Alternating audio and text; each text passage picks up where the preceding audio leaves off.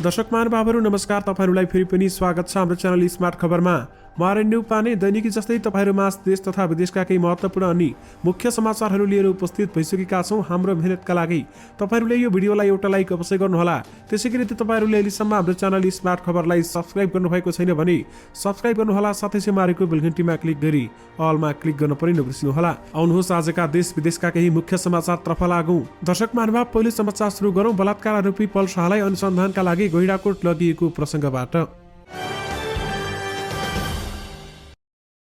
एक नाबालिग किशोरीलाई जबरजस्ती करणी गरेको अभियोगमा अनुसन्धानका लागि अभिनेता पल शाहलाई पूर्वी नवलपरासीको गैंडाकोट लगिएको छ। जबरजस्ती करणीको मुद्दामा जिल्ला प्रहरी कार्यालय तनहुको हिरासतमा रहेका शाह विरुद्ध जिल्ला प्रहरी कार्यालय पूर्वी नवलपरासीमा पनि ती किशोरीले जाहेरीदिका कारण पल शाहलाई मंगलबार गैंडाकोट पुर्याएको प्रहरी निरीक्षक लक्ष्मी खनालले जानकारी दिनुभएको छ। शाह विरुद्ध गत फागुन 16 गते गैंडाकोटमा पीडित किशोरीले जाहेरी दिएकी थिइन् र उनलाई केही दिन प्रहरी हिरासतमा राखेर अनुसन्धान गरिने प्रहरी निरीक्षक खनालले बताउनु भएको छ। विशेष गरी बलात्कार आरोपी पल शाहलाई अनुसन्धानका लागि गैंडाकोट लगिएको छ। नेकपा एमालेका अध्यक्ष तथा पूर्व प्रधानमन्त्री केपी शर्मा ओलीले राजनीतिमा अबको लडाई सत्य र असत्यबीच हुने बताएका छन्। मंगलबार पोखरामा आयोजित पार्टी प्रवेश कार्यक्रमलाई सम्बोधन गर्दै अध्यक्ष ओलीले राजनीतिमा अबको लडाई र सत्य र असत्यबीच हुने बताएका छन्। उनले सत्य र असत्यको लडाई बेला बेलामा हुने गरेको दृष्टान्त दिँदै आजको सत्य र असत्यको बीचको लडाई परमादेशी र जनादेशी बीच लडाई भएको बताएका छन्। अध्यक्ष ओलीले नेकपा एमालेले जनताको अभिमतबाट जनताको पक्षमा लड्ने पार्टी भएको पनि बताएका छन् र आजको सत्य र असत्यको लडाई समयमा हुन्छ। कहिले रावण र राम बीच हुन्छ भने कहिले पाण्डव र कौरवका बीच हुन्छ, कहिले कृष्ण र कंसका रूपमा हुन्छ भने अनेक रूपमा सत्य र असत्यका बीचमा लडाई हुन्छ भन्दै अध्यक्ष केपी ओलीको भनाइरहेको छ। मध्य प्रदेशका प्रदेश प्रमुख हरिशंकर मिश्रले जानकी मन्दिर परिसरमै गाडी लगेपछि आलोचना भएको छ। 2 वर्षदेखि जानकी मन्दिर परिसरमा गाडी पार्किङमा रोक लगाए पनि प्रदेश प्रमुख मिश्र गत शनिबार J1 451 नम्बरको गाडी मन्दिरभित्रै लिएर गएका थिए। अनौपचारिक रूपमा 2 वर्षदेखि कुनै पनि गाडी भित्र ल्याउन बन्द गरिएको छ भने जानकी मन्दिरका उत्तराधिकारी रामरोशन दास भन्छन् प्रदेश प्रमुखको गाडी भित्रै आउनु गल्ती कुरा हो, नल्याउनु पर्ने हो। मन्दिरका महन्त नगरपालिकाका प्रमुख सहित सुरक्षा अधिकारीहरूले सहमतिमा 2 वर्षदेखि सवारी पार्किङ गर्न अनौपचारिक रूपमा रोक लगाए पछि सवारी साधन बाहिर नै पार्किङ गर्ने गरिएको थियो। मुख्यमन्त्रीदेखि हरेक सुरक्षा अधिकारीको सवारी साधन बाहिर नै पार्किङ गरिँदै आएकामा प्रदेश प्रमुखको गाडी मन्दिर प्राङ्गणमा लिएपछि उनको गाडी प्रयोग गरेर टिकटक समेत बनाएको छ। गाडी पार्किङ गरेर प्रदेश प्रमुख मन्दिरभित्र गएको केही बेरमै आएका 2 युवकले गाडी प्रयोग गरेर टिकटक बनाएका हुन् भने उनीहरूले गाडीमा अडेस लागेर आइसक्रिम खाँदै टिकटक समेत बनाएका छन्। अहिले यसको आलोचना समेत हुन थालेको छ। नेपाली रुपैयाँ इतिहासकै कमजोर बनेको छ। अमेरिकी डलरको भाव उच्च हुँदा नेपाली रुपैयाँ हालसम्मकै कमजोर देखिएको छ भने मंगलबार नेपाल राष्ट्र बैंकले अमेरिकी डलरको खरिद दर 122 रुपैयाँ 84 पैसा र बिक्री दर 123 रुपैयाँ 84 पैसा तोकेको छ। अर्थात् अब एक अमेरिकी डलर खरिद गर्नका लागि 123 रुपैयाँ 24 पैसा तिर्नु पर्नेछ। पछिल्लो समय लगातार अमेरिकी मुद्रा बलियो बन्दै गएको छ भने नेपाल राष्ट्र बैंकको विदेशी विनिमय विभागका कार्यकारी निर्देशक रामु पौडेलले अमेरिकी अर्थतन्त्र बलियो बन्दै गएको र पछिल्लो समय रुस युक्रेन युद्धको असर समेत अमेरिकी डलरको मूल्यमा परेको बताउँछन्। उनका अनुसार विश्वव्यापी रूपमा पछिल्लो समय डलरको माग उच्च रहेको छ। माग उच्च हुँदा यसले मूल्य बढेको छ भन्दै बताएको छ। नेपाली मुद्राको भारतीय रुपियाँसँग स्थिर विनिमय दर रहने गरेको छ भने यसकारण केही समय यता डलरको तुलनामा भारू खस्किँदा नेपाली रुपियाँको मूल्य समेत कमजोर हुने गरेको छ। अमेरिकी डलरको भाव उच्च हुँदा नेपालको अर्थतन्त्रमा केही नकारात्मक असर पर्न सक्ने अर्थविदहरूले औलाएका छन् र डलरको भाव बढेले गति विदेशी सामानहरू नेपालका निम्ति महँगो हुन पुग्छन्। नेपालको झण्डै 70% व्यापार भारतसँग हुने गर्छ, तर भारतमै पनि भारू सस्तो हुँदा हुने महँगीता सर्न सक्ने विज्ञहरू बताउँछन्। तर डलरको भाव बढ्दा केही फाइदा भने हुने गर्दछ। विदेशी मुद्राको भाव बढ्दा त्यसले पर्यटन मार्फत हुने आम्दानीमा समेत वृद्धि हुने गर्छ भन्दै बताएको छ। यानि कि नेपाली मुद्रा इतिहासकै कमजोर बनेको छ।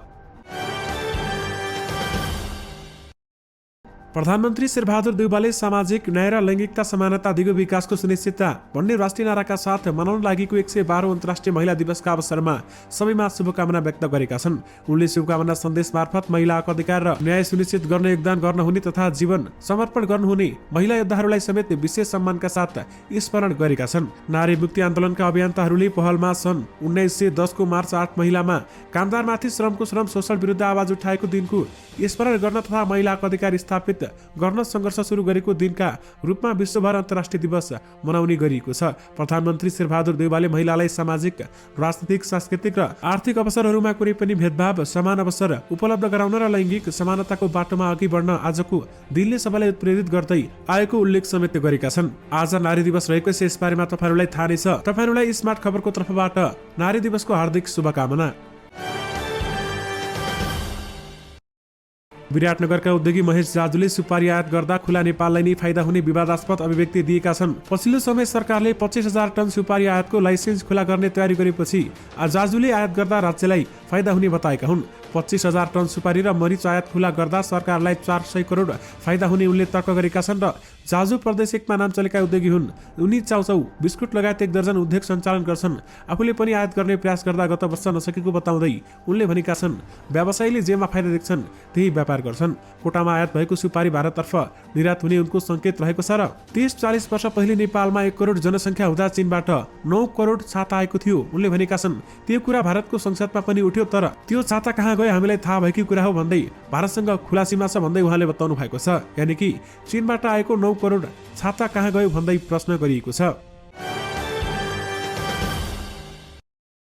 नेस्डो समृद्ध लघुवित्त वित्तीय संस्थाको प्रारम्भिक सार्वजनिक निष्कासन आइपिओ बाँडफाट गरिएको छ। कम्पनीको बिक्री प्रबन्धक ग्लोबल आइएमई क्यापिटलले मंगलबार आइपिओ बाँडफाट गरेको भने कम्पनीको आइपिओमा माग भन्दा 38 गुणा बढी अर्थात् 26 लाख भन्दा धेरैले आवेदन परेको थियो भने योग्य आवेदकहरू मध्ये 77,456 जनाले गोला प्रथाबाट 10 किताका दरले 7,74,560 किता आइपिओ हात पारेका छन् र 11 किताका दरले बाँड्दा 3 किता बढी आएको थियो र सो 3 किता आइपिओ परेका मध्ये 3 जनाले पाएका छन्।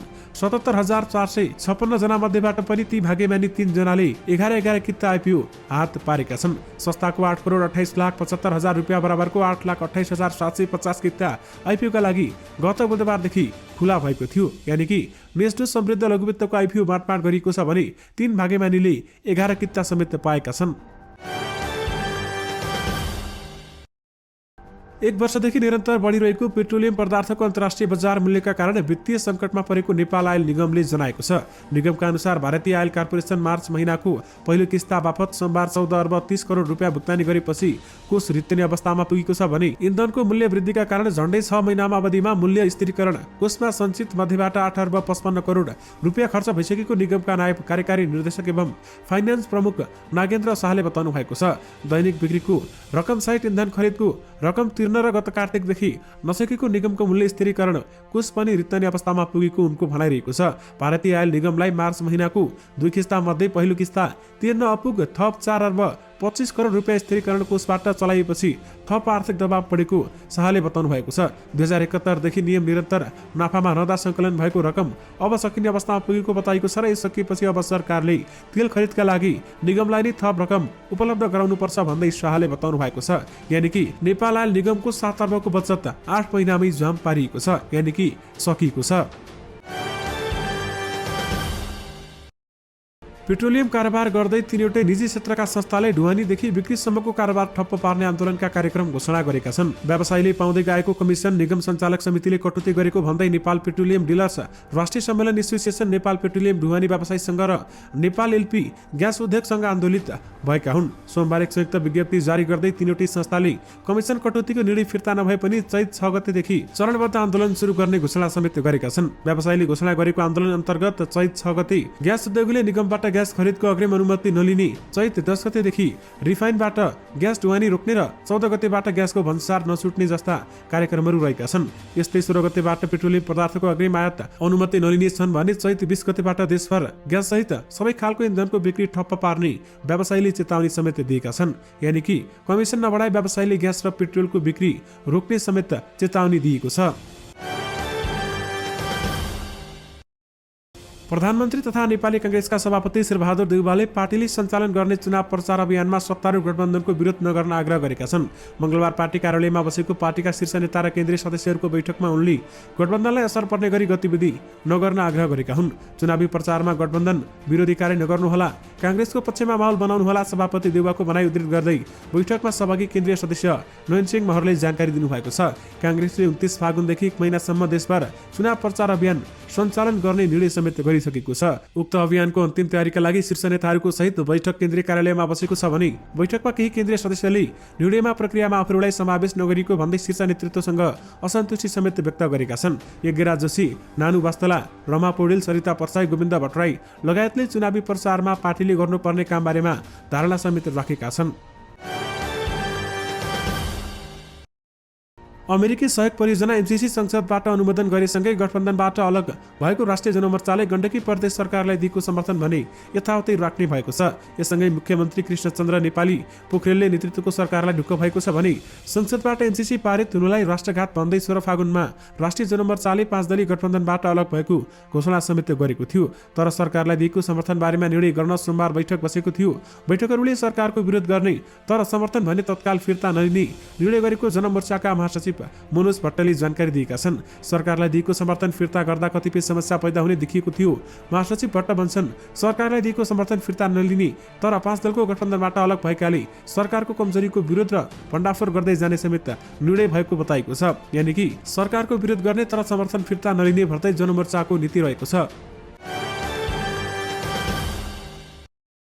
भक्तपुरमा हत्या गरेको अवस्थामा भेटिएकी महिलाको शनाखत भएको छ। ती महिला काभ्रे जिल्ला नवबुद्ध नगरपालिका 9 की 28 वर्षीय जेनिसा नगरकोटी भएको पुष्टि भएको छ भने महानगरी प्रहरी परिसर भक्तपुरका अनुसार उनी श्रीमानसँग भक्तपुर नगरपालिका 10 भोला छेमा बस्दै आएकी थिइन् र उनीहरू ज्याला मजदुरीको काम गर्थे। सब फेला परेपछि अनुसन्धान गर्दै जाँदा उनका श्रीमान फेला परेपछि जेनिसाको शनाखत भएको हो। उनका श्रीमान राजु लामा रहेको खुलेको छ भने सोमबार राति 9:50 बजे चागुनारायण नगरपालिका 7 बगेरेमा हत्या गरेको अवस्थामा जेनिसाको सब फेला परेको थियो। तरकारी खेतीमा काम गर्नेहरूले सब देखेपछि प्रहरीलाई खबर गरेका थिए। तरकारी खेती हुँदै आएको जग्गामा बनाइएको टिनको ठहराभित्र सब फेला परेको थियो भने उनको घाँटी अगाडिको भागमा गहिरो चोट देखिएको छ भने हत्यामा धारिलो हतियार प्रयोग भएको देखिएको छ। शरीर अर्धनग्न अवस्थामा फेला परेको छ भने हत्यापछि परालले सब छापेको अवस्थामा फेला परेको प्रहरी परीक्षक शिवकुमार श्रेष्ठले बताउनु भएको छ। यानि कि भक्तपुरको टहराभित्र भेटिएको सब जेनिसा नगरकोटीको हो भन्दै बताइएको छ।